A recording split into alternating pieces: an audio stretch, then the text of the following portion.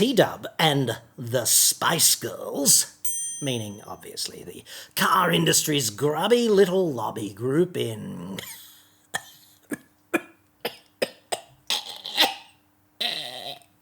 Canberra, have released a brand new smash hit single.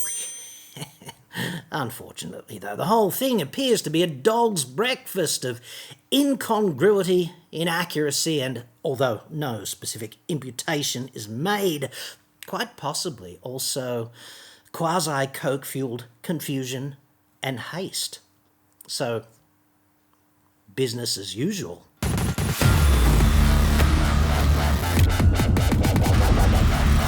I'm John Cadogan from AutoExpert.com.au, and I get new cars cheap. Australia only. Website. Card. Now, this brilliant report, it made me laugh, made me cry, and it actually taught me 6 things, dude, which I will impart with you and then dissect the details. Number 1, the Federal Chamber appears to be incompetent, scientifically illiterate, and innumerate. In truth, I already had my suspicions there. Number 2, without Tesla, EV sales in Australia, nowhere. Number 3, governments, federal, state, local governments, they're all full of shit when it comes to their green vehicle rhetoric because they have failed spectacularly to put their money, meaning our money, where their mouths are on this. Number 4, Toyota owns the hybrid market with its outdated nickel metal hydride battery tech. Yes. Hashtag king of mediocrity. Number 5, dude, it's going to be at least 3 decades until hydrogen gets even a foothold in this country. Like, it is so nowhere, despite Australia having all of the fundamental prerequisites to become almost immediately a global hydrogen superpower, should we so develop the political will. Instead, of course, we're just approving endless new coal and gas projects. Oi, oi, oi. And number 6, Australian eco-car consumers have overlooked spectacularly the most logical option on the table for them in 2022. This report is sponsored by NordVPN. Now, I'm not a hardcore IT guy, but I've heard enough, especially recently, about data breaches, scams and hacks to know that being online can be inherently risky and costly. You don't have to be tech savvy to use NordVPN. It's a simple one-stop cybersecurity solution. One click and you are protected from hackers, malware and pop-ups across as many as 6 devices. NordVPN is the world's fastest VPN. I don't even notice it running in the background, frankly, and it only costs about as much as a cup of coffee to keep your data, your identity and your devices secure every month. NordVPN can also save you money because you can assign your virtual location to another country where, for example, flights and accommodation might be cheaper than they are back at home. The same goes for streaming services, and you can access live sporting events and other content that may not be available where you actually live. It's a pretty small price to pay for cybersecurity. Not to mention the potential savings also on the table. Go to nordvpn.com/AEJC to get a huge discount off your plan plus 4 months free. Totally risk-free with Nord's 30-day money-back guarantee. That's nordvpn.com/AEJC. Link in the description. And thanks to Nord for sponsoring this episode. TDub appeared to me to be quite aroused on March the 16th when he made an official announcement and said, quote, VFacts data is the premier source of car sales information for decision makers and commentators across Australia. I think he was talking about me. Deep down, he's always wanted to be me, seemingly. This report will be vital in revealing the progress of zero and low emission vehicle penetration into Australia's light vehicle fleet. I've always wanted to start the week with a rousing report into penetration.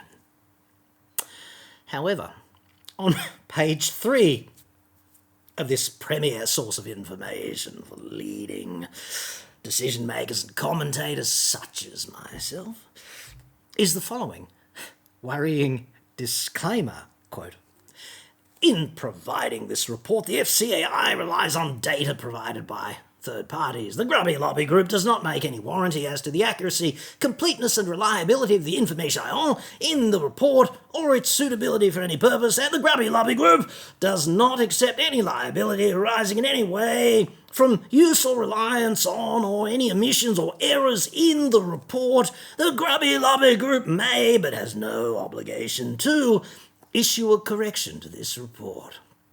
So, no care and even less responsibility, it seems. Now, as to scientific illiteracy here, which is kind of important because what we're trying to do here is educate the public about new styles of powertrains filtering through and making sure that people get the correct perspective and understand it better so that they can make the right decisions into the future with the second biggest asset that they're ever likely to purchase, statistically speaking. So, on the definitions page, this is where all the main giggles are, I have to say. Their definition of EV, quote, "a battery electric vehicle or an electrically propelled vehicle with only a traction battery as the power source for vehicle propulsion." Really? Pro tip, they're traction motors. The battery is just a battery. It's devoted to several purposes within the vehicle, not just traction. Pro tip, fuel cell vehicles are also EVs, and so are plug-in hybrids, so you might want to disambiguate those in future editions. The battery stores energy, not power, okay? The source of power for propulsion in an EV is an electric motor. Apart from that, well done. The definition of government, now this is highly entertaining. A vehicle purchased a vehicle for local, state or federal government use. Pro tip, dudes, better just to use English in volume 2. Just a constructive suggestion. Hybrid. A hybrid electric vehicle, cap H, cap E, cap V. I don't know why, because it's not a fucking proper noun. With both a renewable energy storage system,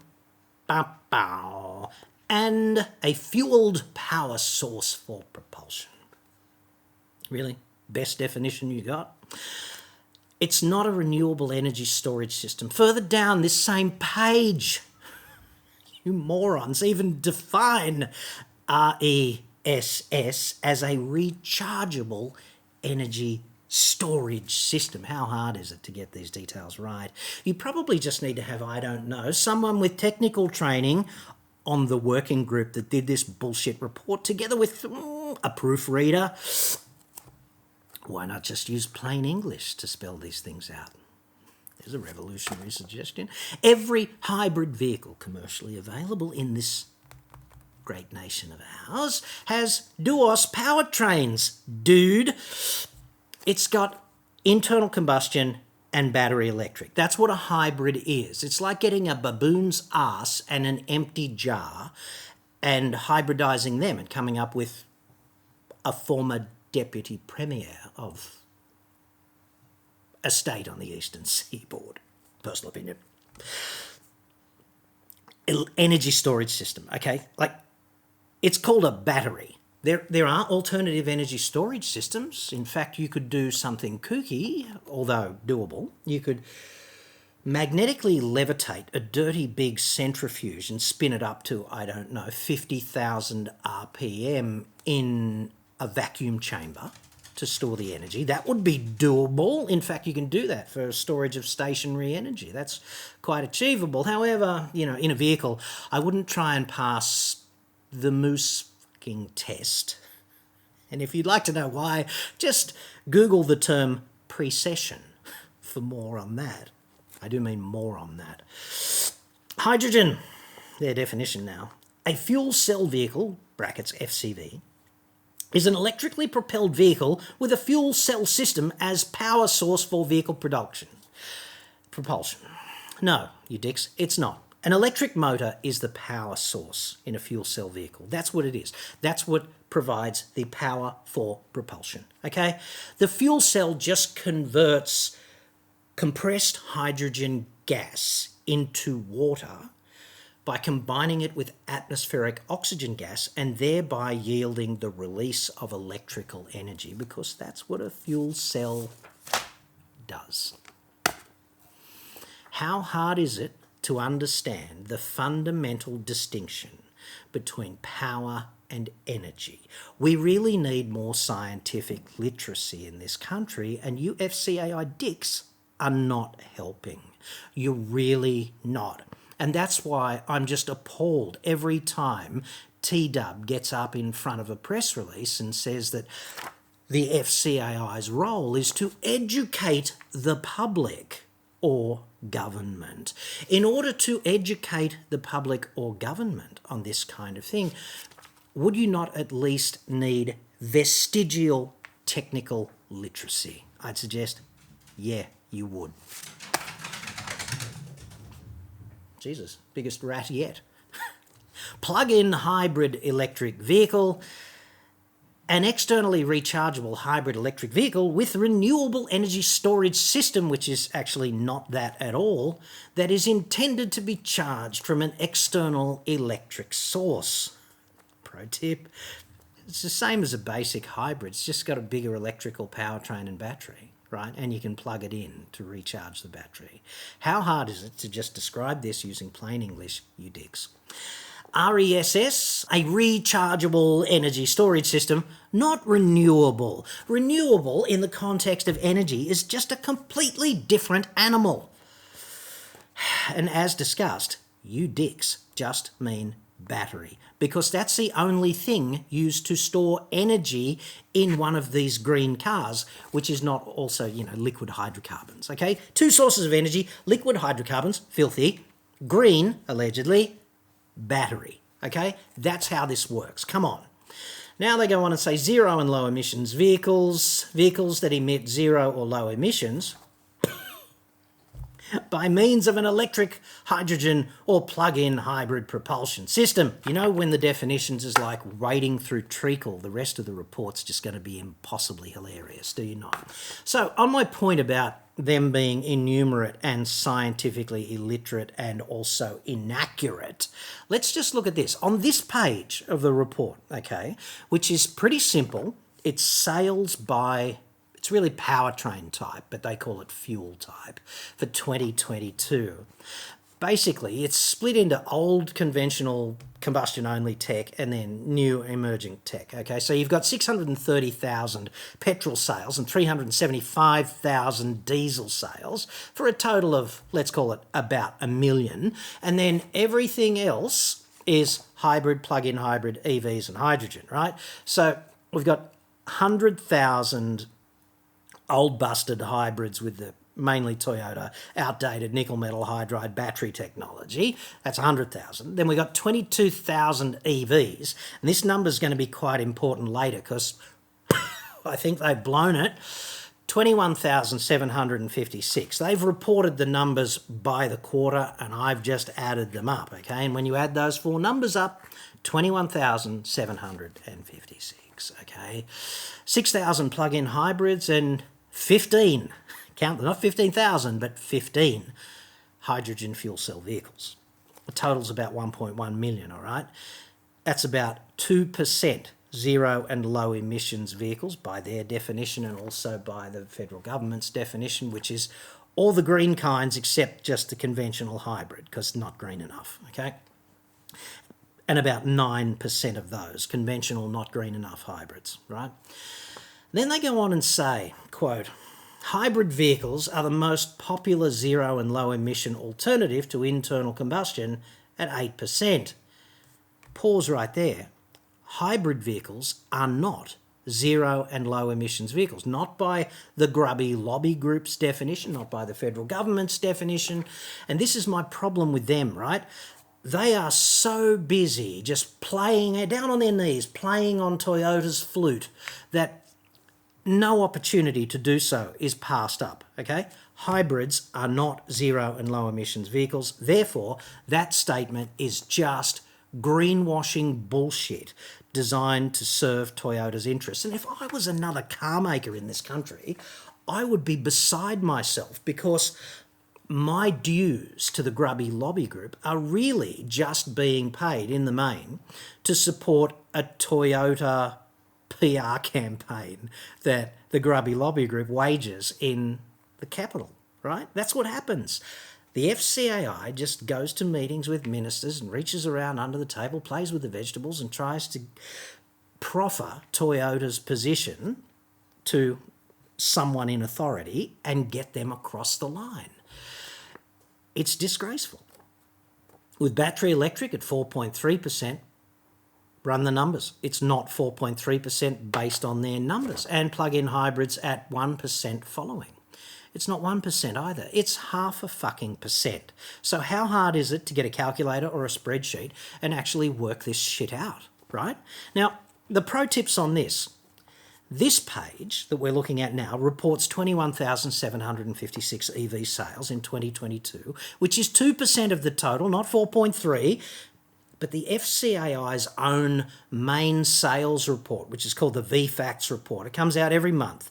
And if you get your grubby mitts on the December 2022 one, it covers the whole year of calendar 2022, and it reports 33,410 EVs sold in 2022, right?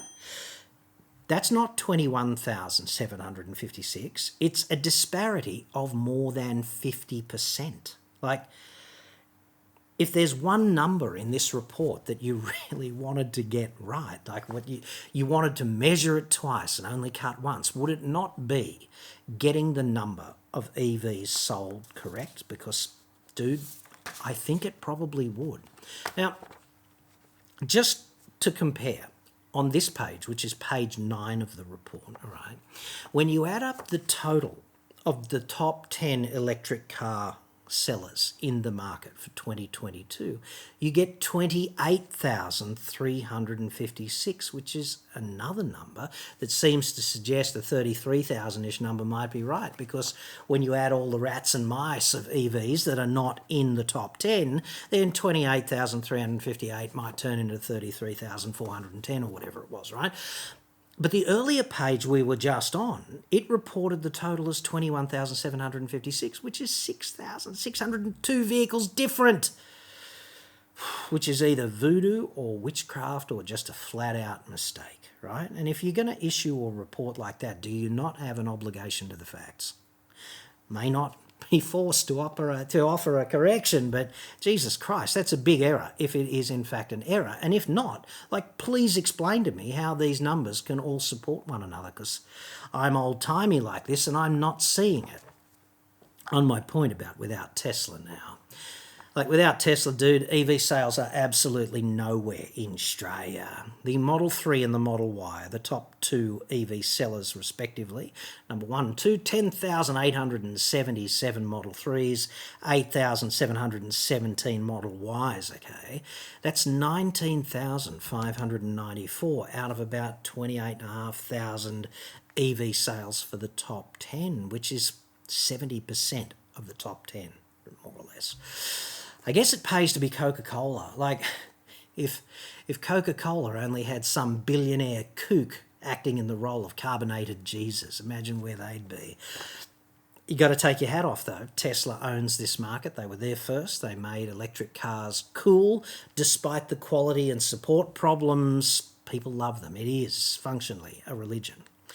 The top 10 EV brands are actually Tesla by a mile, followed distantly by Hyundai, BYD, Polestar, Volvo, BMW, three-prong, MG, Kia and Mini. And it just gobsmacks me that in a market of about 1.1 million vehicle sales, that's total vehicles, Mini can get into the list of top 10 EV purveyors with EV sales of just $455.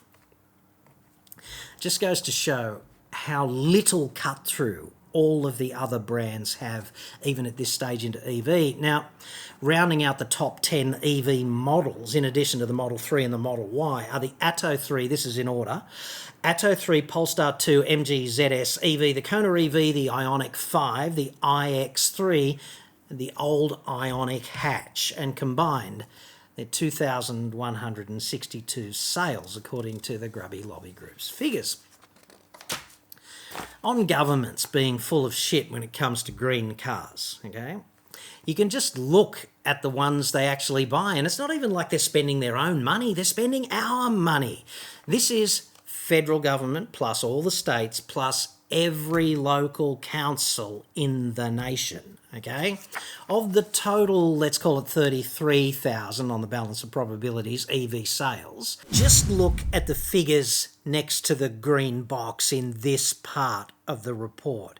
This is government EV procurement, federal, state and local combined. In quarter 1 of 2022, just 96 EVs, quarter 2, 103, quarter 3, 186 and quarter 4, 103 for a, let's call it, lackluster total of 488 government EVs out of a total of 33,000 EVs sold in Australia.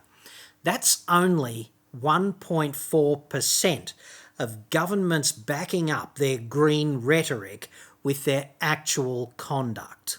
And if you think that's underdone, look at plug-in hybrids. Of the 6,000 plug-in hybrids that were sold in 2022, only 88 went into government. That's pathetic. Government fleets, 1.5% of the plug-in hybrid total. This is hardly an example of governments leading the charge, excuse the pun. On Toyota now, and owning the hybrid market with its shitty, underdone nickel metal hydride battery technology that might as well just be a combustion car, given that it doesn't actually save you very much fuel. And in particular on long drives in regional Australia, the thing that's saving you the fuel is the Atkinson cycle on the combustion engine, despite the weight of carrying the battery and the electric motor around, and also the terrible inefficiency of running the motor in part to charge the battery so it does not become fully depleted when there's no salient opportunity en route for regenerative braking. So, for outdated Toyota tech there, 7 of the top 10 conventional hybrids currently available is a dodgy, outdated nickel metal hydride battery carrying Toyota. The 8th is a Lexus. Go figure. So 8 glorified Toyotas. Toyota's lead in hybrids is actually greater than Electric Jesus's lead in EVs. Like, without Toyota, hybrids would be absolutely nowhere in the Australian market. Even more astoundingly, perhaps, is that 1,567 Aussies managed to buy themselves. They thought this was a good idea. They bought one of those disgracefully underdone Subaru hybrids, the Forester or XV hybrid. Like, what a once-over lightly exercise. Dude, Subaru is 4th in hybrids.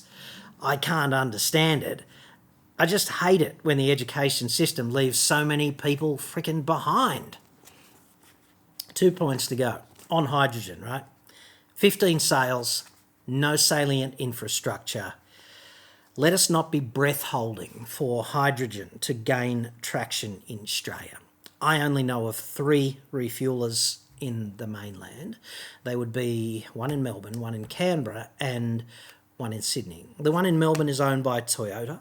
The one in Canberra is owned by the ACT government, not the federal government, the ACT government.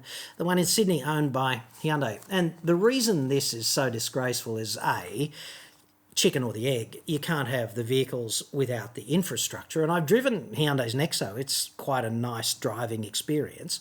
Makes a few weird noises from time to time when the fuel cell does whatever spooky voodoo type stuff it does, but fundamentally okay to drive.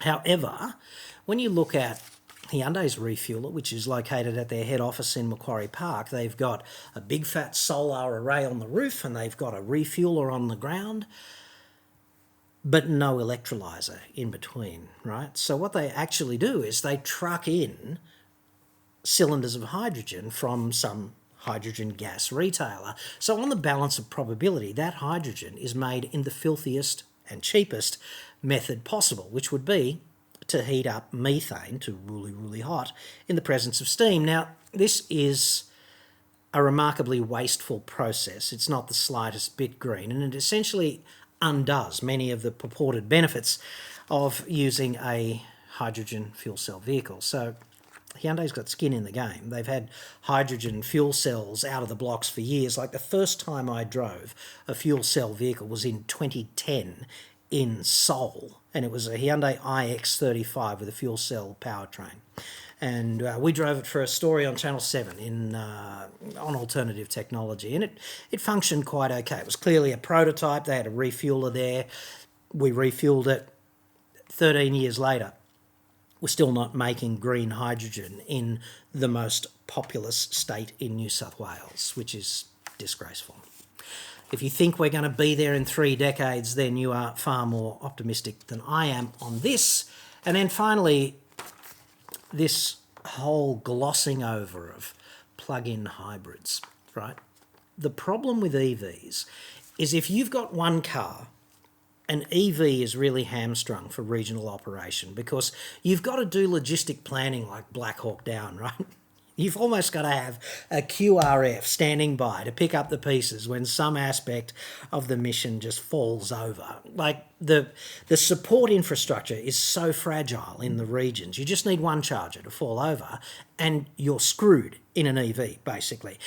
If you do the same regional drive all the time, let's say Sydney to Canberra, there are several recharging options en route, and you can therefore make friends with that and get by. But if you go here and there and a lot of these trips are one-offs, then you're going to get caught out. And there's no easy option if a fast charger is not available. If you're down to zero, it's going to take many hours to recharge using a 10 amp GPO. It just is. So woefully inadequate regional charging infrastructure, whereas a plug-in hybrid is bulletproof for regional travel. You can just tip it up on liquid hydrocarbons and drive like that endlessly, right? No problem. When you get home, plug in again, and then when you drive around just domestically, you can operate mainly in EV mode. So it's a brilliant solution that delivers many of the benefits of EV operation at the same time as sidelining many of the limitations of EV operation in the regions, and yet almost nobody buys plug-in hybrids. And this is because governments and car makers have failed spectacularly to communicate the benefits. And like, dude, it is hard. Everyone gets combustion, everyone gets EVs, everyone understands hybrids, but plug-in hybrids is like a communicational step too far for the marketing department. Like, how hard is it to sell the benefits? Answer, virtually impossible, which is why statistically nobody buys them. Plug-in hybrids even qualify for zero FBT under the federal government's new novated leasing rules. So this makes them substantially cheaper to own if you're amenable to novated leasing, in the way that an EV is so much cheaper to own now. And despite even this, there has not been a significant ramp in plug-in hybrid sales. So this is sort of disgraceful, because this solution is right for a great many Australians now, in the way that EVs are not right for a great many Australians who rely on a proportion of regional travel, right? So the only thing I'd say is that if you're going to buy a plug-in hybrid, there is kind of an obligation on you, if you want to be green, actually to plug it in. And what the overseas experience has been is that many companies who want to wear their green credentials on their sleeve have sort of got together fleets of plug-in hybrids, and they've been doled out to various employees, and the employees go, and they just drive them like they're conventional combustion cars only, thereby eroding almost all of the benefits. And if you're not going to plug it in at home, if it's all too hard, then just buy a conventional combustion car or even an outdated, fairly filthy Toyota hybrid. But anyway, this is the state of play in the most recent full year we've had, despite the fact that the FCAI probably couldn't find its arse with a mirror. That's the data that they've reported, and some of these conclusions are pretty hard to argue with. Like, I don't get how Toyota has a stranglehold on hybrids and why hybrids are just so ridiculously popular. They're not that good, and they don't qualify for the FBT exemption. I also don't get how, despite all of the resources of many of the competitors, no serious assault on Tesla's stronghold on the EV market in this country has thus far been possible. Do you see that changing anytime soon, or was I wrong on any of my assessment here? Let me have it if I was in the comments. I'll be giggling myself to sleep reading them, I promise you.